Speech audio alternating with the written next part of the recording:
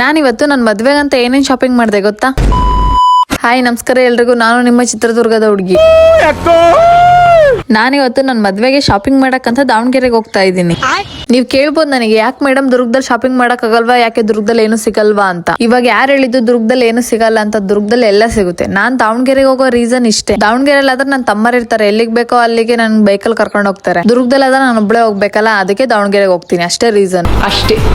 ಯಾವಾಗ್ಲೂ ಆಧಾರ್ ಕಾರ್ಡ್ ತೋರಿಸಿ ಫ್ರೀ ಬಸ್ಸಲ್ಲಿ ಹೋಗ. ನಾನು ಇವತ್ತು ಐರಾವತ ಬಸ್ಸಲ್ಲಿ ಹೋಗ್ತಾ ಇದ್ದೀನಿ. ನಾನು ಈ ಬಸ್ಸಲ್ಲಿ ಹೋಗೋಕ್ ರೀಸನ್ ಏನಪ್ಪಾ ಅಂತಂದ್ರೆ, Aadhaar card bus full rush ಆಗ್ಬಿಟ್ಟಿತ್ತು, ಮತ್ತೆ ಇನ್ನೊಂದ್ ಕಡೆ ನಂಗೆ ತುಂಬಾ ಲೇಟ್ ಆಗಿತ್ತು ಅಂತ ಈ ಬಸ್ಸಲ್ಲಿ ಹೋಗ್ತಾ ಇದ್ದೀನಿ. ಹೆಂಗೆಂಗೋ ಧೈರ್ಯ ಮಾಡಿ ಈ ಬಸ್ಸಲ್ಲಿ ಹೋಗೋಣ ಅಂತ ಕುತ್ಕೊಂಡಿದ್ದೆ. ಆಮೇಲೆ ಟಿಕೆಟ್ ನೋಡಿದ್ಮೇಲೆ ಅನ್ಕೊಂಡೆ, ಅಯ್ಯೋ ಆಧಾರ್ ಕಾರ್ಡ್ ಬಸ್ಸಿಗೆ ಹೋಗಿದ್ರೆ ಫ್ರೀ ಆಗಿ ಹೋಗ್ತಿದ್ನಲ್ಲಪ್ಪ ಅಂತ. ಇವಾಗ ಬರದ್ ಬಂದಿದ್ದೀನಿ, ಟಿಕೆಟ್ ತೆಗ್ಸಿದೀನಿ, ಇನ್ನೇನು ಮಾಡಕ್ ಆಗಲ್ಲ ಅಂತ ನನಗ್ ನಾನೇ ಧೈರ್ಯ ಹೇಳ್ಕೊಂಡು ಹೋದೆ. ಆಮೇಲೆ ಈ ಚಾಕ್ಲೇಟ್ ಜ್ಯೂಸು ಕುಡಿಯೋ ಅಷ್ಟ್ರೊಳಗಡೆ ದಾವಣಗೆರೆ ಬಂದ್ಬಿಡ್ಬೇಕಾ?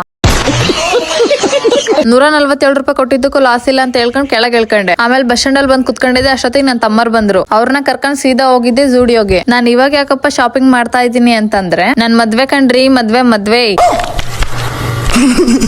ಏನ್ ನೀವು ಯಾವಾಗ್ಲೂ ನಾನ್ ಮದ್ವೆ ಅಂತ ಜೋಕ್ ಮಾಡ್ತಾ ಇರ್ತೀರಾ ಅಂತ ಕೇಳ್ತೀರಾ? ಆದ್ರೆ ಈ ಸರಿ ಜೋಕ್ ಅಂತೂ ಮಾಡ್ತಾ ಇಲ್ಲ, ನನ್ ಮದ್ವೆ ಶಾಪಿಂಗ್ ಮಾಡಕಂತಾನೆ ಬಂದಿರೋದು. ನಾವು 3 years ಲವ್ ಮಾಡಿ ಇವಾಗ ಮನೇಲಿ ಒಪ್ಸಿ ಮದ್ವೆ ಆಗ್ತಾ ಇರೋದು. ಸೊ ನಮ್ಗೆ ತುಂಬಾ ಗ್ರ್ಯಾಂಡ್ ಆಗಿ ಮದ್ವೆ ಆಗ್ಬೇಕಂತ ಏನ್ ಆಸೆ ಇಲ್ಲ, ತುಂಬಾ ಸಿಂಪಲ್ ಆಗಿ ಮದ್ವೆ ಆಗೋಣ ಅಂತ ಅನ್ಕೊಂಡಿದೀವಿ. ನಮ್ಗೆ ಒಂದ್ ಆಸೆ ಏನಿದ್ದು ಅಂದ್ರೆ ಪ್ರೀ ವೆಡ್ಡಿಂಗ್ ಶೂಟ್ ಮಾಡಿಸ್ಬೇಕು ಅಂತ. ಅದಕ್ಕೆ ನೋಡ್ರಿ ಶಾಪಿಂಗ್ ಬಂದಿದೀವಿ.